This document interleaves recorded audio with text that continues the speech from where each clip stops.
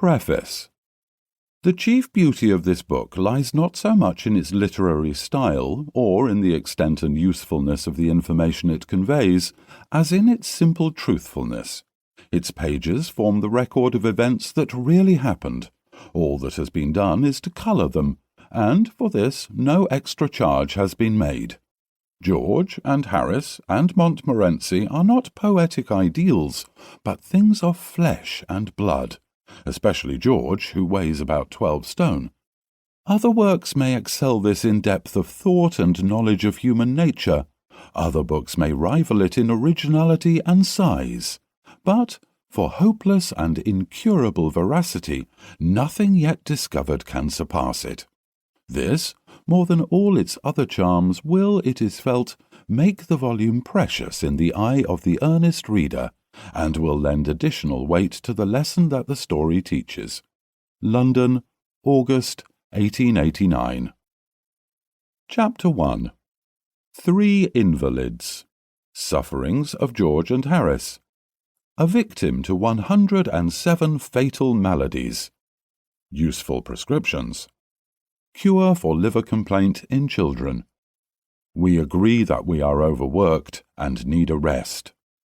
A week on the rolling deep? George suggests the river.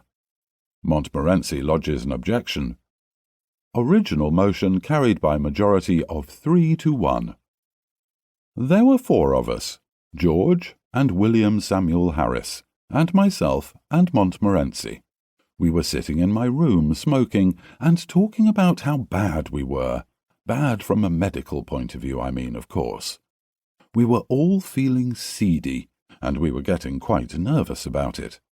Harris said that he felt such extraordinary fits of giddiness come over him at times that he hardly knew what he was doing, and then George said that he had fits of giddiness too, and hardly knew what he was doing. With me, it was my liver that was out of order. I knew it was my liver that was out of order because I had just been reading a patent liver pill circular in which were detailed the various symptoms by which a man could tell when his liver was out of order. I had them all. It is a most extraordinary thing, but I never read a patent medicine advertisement without being impelled to the conclusion that I am suffering from that particular disease therein dealt with in its most virulent form. The diagnosis seems in every case to correspond exactly with all the sensations that I have ever felt.